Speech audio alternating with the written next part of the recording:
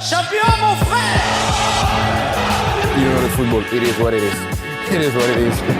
Zaire Emery goes for goal and finishes off the PSG victory. Peut-être devenir possible grâce à Monsieur Lionel Messi. Quelle frappe! Le festival Neymar pour Kylian Mbappé, la frappe, le poteau et le but! Hello and welcome to PSG Review, also known as the show celebrating the historical title, the 11th one that breaks the record in France and finally puts PSG above all the others, even in an historical context. Also known as the show that is trying to figure out what the season was actually all about. I think we will need a little bit more time to reflect to really understand it all, but at the same time a title is a title and it should never be taken for granted, it should never be not celebrated and it should always be acknowledged as an achievement, a great achievement, and this has been a season that we have had our difficulties and the bench has been bare, the squad depth has become an issue, and in the Strasburg evening the injured and unavailable players lining up at the stand formed a pretty decent, at least five-a-side team with few more players sending their well-wishing through the social media from their home couch. But it's not even only that, because this season Lens has had an amazing season and even our nemesis Marseille has had their moments, so Ligue 1 is getting harder to win and perhaps the depth of the squad is the take-home message. Perhaps. My name is Mikko, great to have you with me right now, and you can find and follow me on internet at PSG Helsinki on Twitter and Instagram, or email me directly psghelsinki@gmail.com. If I may ask a favor, go rate, review, like, share and subscribe to PSG Review if you think it's worth that, but let's get into it all. Actually, before we get into anything else, just moments before I started recording this episode, I heard the news about our backup keeper Sergio Rico. He has reportedly had a horse-related injury. It was reported that he had fallen off one as another runaway horse had collided into the one that he was riding in Spain, and that he had been taken to the hospital by helicopter in a very serious condition. The details might change, and this is what we understand right now, but this is a terrible tragedy, of course, to him and everyone around him, and I do wish him full and quick recovery. Saturday night, PSG was in Strasburg, 500 kilometers or just over 300 miles east from Paris, right at the German border, and this has been a tough stadium for us in the recent years. Strasbourg was also, of course, very keen to avoid the relegation, so they had a lot to play for, and this was their last home match of the season, so the home crowd was up for it and in full pomp and splendor with tifos and flares and such. PSG was missing many key players, even beside the long-term injuries like Neymar and others, as Hugo Ekitike was also absent, as was Fabian Ruiz, who was at the stand with Marquinhos, Kimpembe, Mukiele, Hakimi, Nuno Mendes, Letelier, and to be honest, I'm not even sure if there were others, but either way, a whole legion of unavailable players had made the trip with the team to this match that was potentially the title-winning one. Before the match, the situation was such that even if Lens would win both of their remaining matches and PSG would lose, the goal difference was heavily on our side, so much so that while Lens in theory would have had a chance in practice, not so much, and even a draw would be enough to confirm the trophy once and for all. I'm not getting too much into the details of this match. It was pretty up and down, and Strasbourg was definitely up for it, but after the goalless first half, Messi scored from Mbappe assist and some great work by Danilo in the build-up as well, but as Murphy would have it, our former player, Kevin Gameiro, came to punish us and equaled the score, but that was that. 1-1 and the full-time whistle, and that was enough. That one poxy point was enough to make the last home match of the season a symbolic one, as now PSG has confirmed the top spot and Lens has confirmed the runner-up status in Ligue 1 this season. At the bottom of the table in the relegation zone, there's still probably a fair amount of nervousness, and the lower European spots will also be contested in the match day 38 next week, but PSG don't have to worry about it, and neither does Clermont, who we will be facing, as they are a fair distance away from both of those. They can't really get to Europe anymore, and they certainly won't be going back to Ligue 2. A fun fact, by the way, the match against Clermont, the last time we played against them, it was the match day 1 on the 6th of August 2022, and now we will end the season as we started it against the same team. There will have been nearly 10 months and what feels like a lifetime in between these two matches, but like said, the result of it won't make a huge difference one way or another. I imagine both teams will want to end the season on a high note, and especially PSG has had uncharacteristically difficult time at Parc des Princes this spring. Of course, the autumn was undefeated, but because of this spring, PSG, as it stands before the last match, only the 4th best home team in Ligue 1 this season. Still the best away team, the most points in away matches this season, but if we can get our 3 points against Clermont, then it will be even 44 points, both on the road as well as home, but that match, of course, is still to be played, so we can't say much about that for now. Another point left for the final match is, will Kylian Mbappe be crowned as the top scorer of Ligue 1, as Alexandre Lacazette of Lyon is only 1 goal behind him, and also will he be able to break the nearly 70-year-old record by Just Fontaine and to be the French player who has scored the most goals in one season with both club and country? He's 2 goals short of equaling the record, so will we see a show by him next Saturday at Parc? Only time will tell. The word on the streets is that no matter what happens with the top scorer list or anything else, Mbappe is set to become the Ligue 1 player of the season for 4th time, which is also a great achievement. Nuno Mendes is predicted to be the young player of the season, and Kadidiani should be crowned, if all goes as assumed, the player of the season in women's D1. So despite all the heart and headache we have experienced in the recent months, there will be something to show for it, certainly on an individual level. And of course, the historical 11th title, that has been won. It's been confirmed, and we all know that life has not been so great for us PSG supporters in 2023, like said.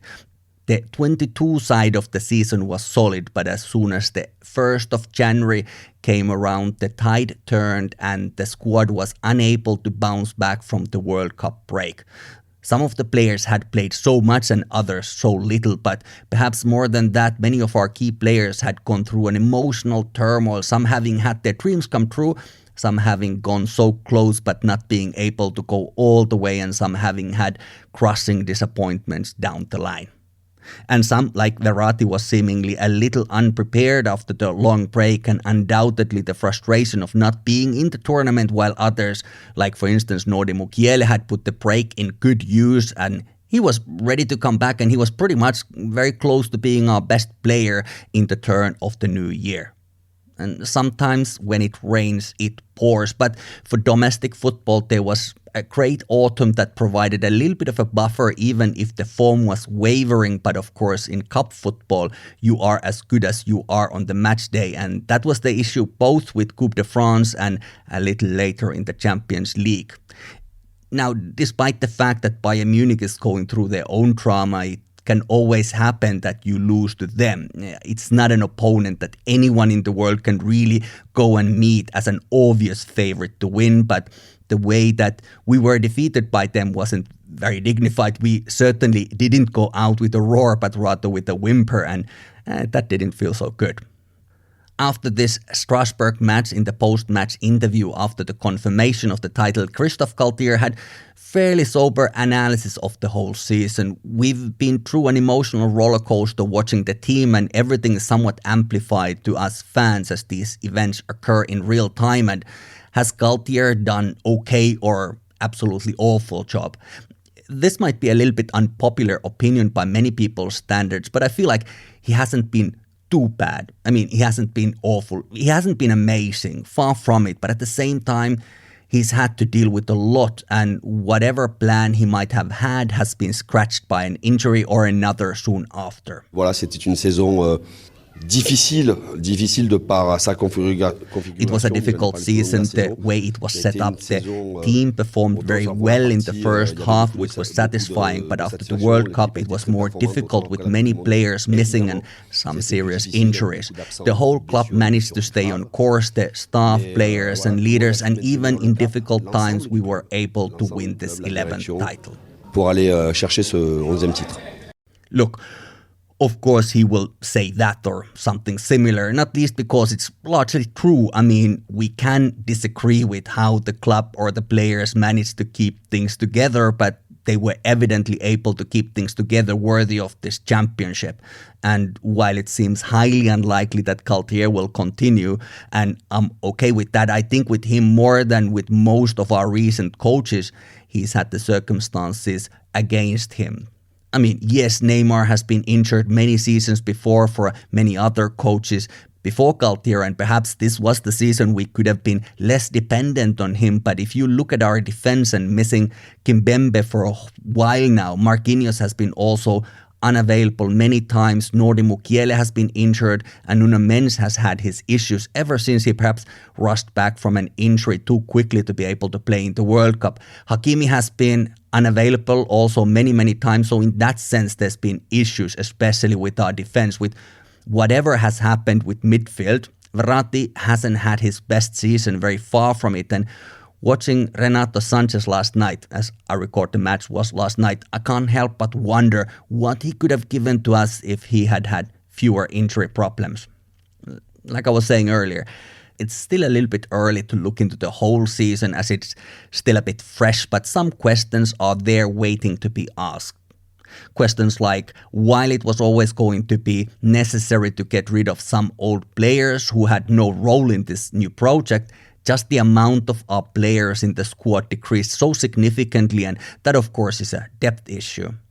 We remember the time when the second match against Bayern, their substitutions included bringing in Sadio Mane, Leroy Sané, Serge Gnabry and Joao Cancelo, and our incoming players were Warren Zaïre-Emery, who of course I love, but he was 16 at the time, and Juan Bernat as well as Hugo Ekitike, and that is simply not a fair fight. It's like going to a gunfight with a butter knife. So while I'm not even criticizing any of those players I mentioned, the squad depth was a definite issue, especially since we've suffered what felt like even more than usual key player injuries.